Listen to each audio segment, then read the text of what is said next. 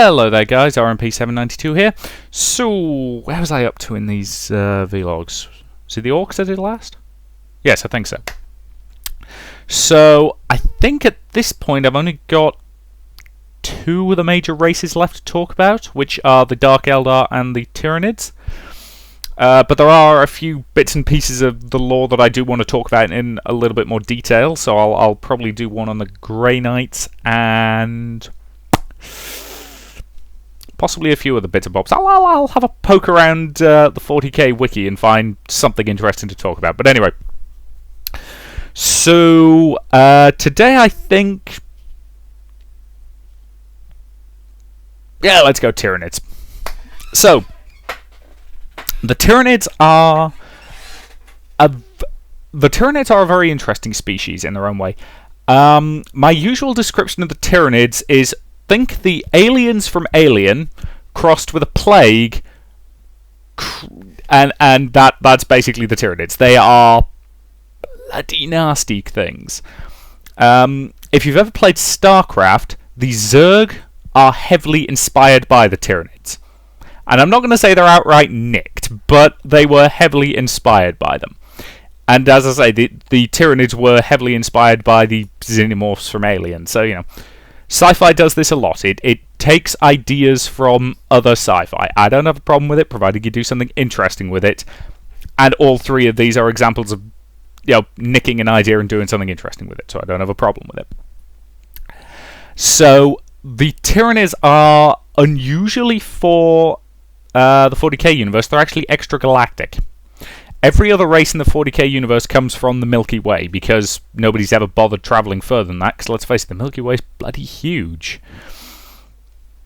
So, the Tyranids are actually an extragalactic threat. They are coming in from outside the galaxy. And that's particularly worrying, because it's suspected by the Imperium that the reason they're coming from a different galaxy is that they've probably already overrun and consumed their home galaxy. Yeah. You know, so they're looking for a new food source, and they picked our galaxy. So that's kind of worrying. Tyranids are they have a hive mind.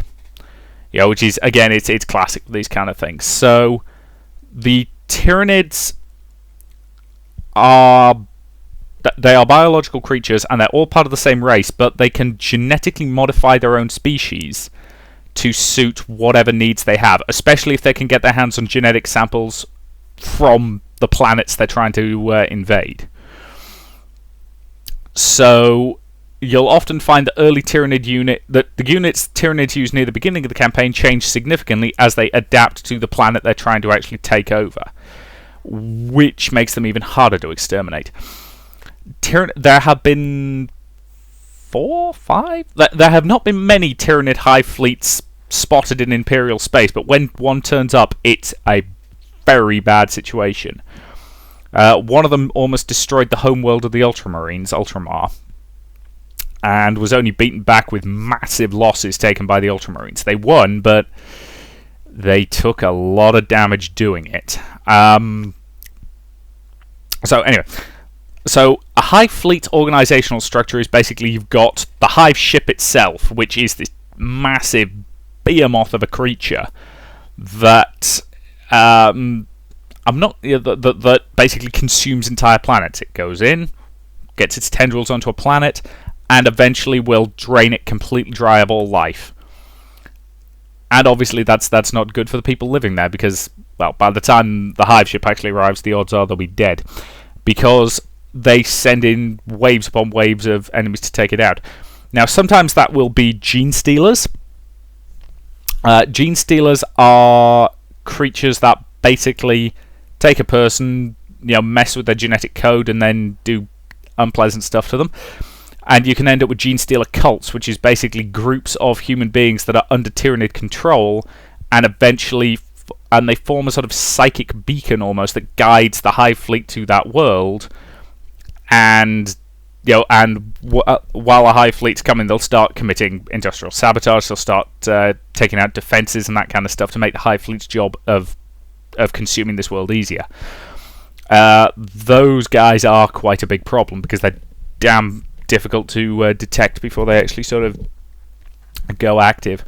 You also tend to get mutated plants and various other things as Tyranid spores arrive on a planet, and again, much the same way that orcs reproduce, getting rid of Tyranid spores once they're on a planet is extremely difficult. It's doable, but it is very, very difficult, and if you miss one, you could well end up having a Tyranid plague spring out of the ground around you, somewhere down the line. The Tyranids' one weakness, however, is actually their hive mind, because they have a lot of creatures which are known as synapse creatures, which basically project the hive mind around them and control a lot of smaller units. So if you take out one of those, you can disrupt the hive mind in the local area, which will cause the smaller creatures to turn on each other, at least temporarily, until the hive mind compensates for it and gets them back under control. That's actually a fairly important gameplay mechanic in Dawn of War 2, because Dawn of War 2 is all about stopping a Tyranid invasion of Subsector Aurelia. Took me a while to remember where it was there, but so it's all about fighting back against a Tyranid hive fleet, and they eventually beat it by using a poison tailored to them and tricking. Well, I wouldn't say they trick the hive ship into, or the hive fleet into trying to, they basically cause it to attack a planet, and then they go in, deliver the toxin. I'm assuming in massive comedy novel syringes. You don't actually see them injecting it, but I'd be disappointed if it didn't involve some sort of giant novelty syringe. And that basically ends up poisoning the hive fleet and killing it. And when a hive fleet's brain goes down, all the local Tyranids go with it, because while their psychic link is incredibly strong, without it they either turn on each other or they just can't survive. So you'll sometimes come across feral Tyranids who have basically been broken off from the hive mind through one cause or another, and they tend to just attack anything that moves, even if it's other Tyranids. So that's one way you can stand against them. But the problem with the Tyranids is that they can also screw the warp. Because I've repeatedly used the phrase psychic connection and things like that, and all psychic abilities run through the warp. And there are so many minds in the Tyranid hive that they actually manifest, or their hive fleets manifest as something called the shadow on the warp, which is exactly what it sounds like. It blankets out all, everything around it. It makes sending messages through the warp difficult. It makes travel through the warp extremely difficult. And just generally getting near a Tyranid hive fleet is a very, very bad idea. You should very much avoid it if possible. If one's coming for a planet you actually have to defend, have fun with that. It's not going to be a pleasant fight, because Tyranids are incredibly adaptable. There's reports in 40k lore that initially the Tyranids didn't have a unit bigger than a Carnifex, which is, don't get me wrong, Carnifexes, big, terrifying bastard things. Don't get near them. We are talking sort of 3-4 stories tall, something like that. Tyranids, big nasty critters. Don't mess with them. But when they faced down Imperial Titans and obviously got stomped into the ground by them, they countered by creating Bio-Titans, which are exactly what that sounds like. It's basically a kaiju. If you've seen Pacific Rim, and if you haven't seen Pacific Rim, go watch it. It's awesome. But they basically countered the threat of Imperial Titans, which are insanely large war machines, by counterattacking with their own Bio-Titans. They grew them specifically to kill Imperial Titans, and it worked. They punched massive holes in their defenses. And the Tyranid threat will almost always be appropriate to what they're facing, in terms of, if they've only got a minor Imperial Guard threat to deal with, they won't bother deploying anything big, because they don't need to. And creating those bigger, more powerful war units is something that, while they can do it, it uses up resources. And they have no particular desire to do that, because they want those resources. That they are trying to expand and grow, and putting everything they've got into a Bio-Titan is it's wasteful for them. They'll do it if they have to in order to punch through local defenses, but there's no point doing it if they don't need to. So that they are a very pragmatic race on the whole. I mean, don't get me wrong, they don't give a damn about their individual units, because ultimately they're all just part of the hive. It's the same way I don't really care about individual cells of my body. They do what they do, and that's... and as long as they're performing their function, I'm never going to notice. And the hive mind's very much the same. As long as the individual, a Tormagant, which is one of their lowest grade units, as long as that's doing its job, the hive mind's not going to really notice it, not on a conscious level. Much as I wouldn't notice what an individual cell in my body is doing. But the Tyranids are arguably the biggest threat to the Imperium. There is almost no race in the 40k lore where you can't make a decent case for these guys are the biggest threat to the Imperium. You can make it in the case of Chaos, you can make it in the case of the Tau, honestly. You can make it in the case of the Necrons, you can make it in the case of the Orcs, you can make it in the case of the Tyranids, which is at least a good thing. All the races are reasonably... I'm not going to say balanced, because that's the wrong word, but they are all significant threats for different reasons, apart from the Dark Eldar. And I'll explain why the Dark Eldar aren't a massive threat to the Imperium in the next one, when I actually talk about the Dark Eldar specifically. But the Tyranids are pretty much your worst nightmare, because once they're coming for you, they will not stop, they will not slow down, and they are damn near impossible to beat back.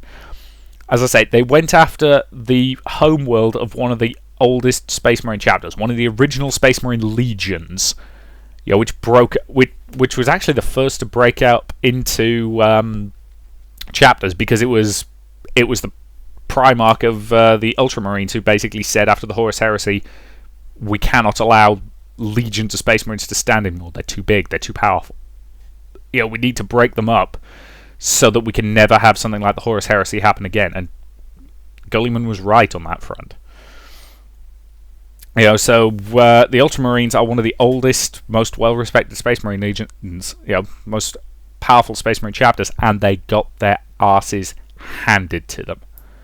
They held, they won, but the price they paid for it was massive. It literally took centuries for them to recover from it. So Tyranids can be beaten, they can be driven back, but doing so is a messy, messy job. And again, they have... there's an awful lot of Imperial scholars who suspect that what we're seeing at the moment is effectively the Tyranids' first wave, their scouting elements. And if this is their scouting elements, God alone knows what would be coming after it. So the Tyranids are quite terrifying, and that's exactly the way they're supposed to be. So that's a brief primer on the Tyranids. They're one of those races that a lot of people really like. I kind of don't, in terms of playstyle. For the record, there isn't a single 40k race where I don't think they have at least some interesting lore and backstory to them. Just from a gameplay style, I don't particularly like the Tyranids. But I know a lot of people who do. The only guy I actually know in real life who collects 40k miniatures collects Tyranids. So, I totally get why he likes them, and as I say, they are a very interesting race.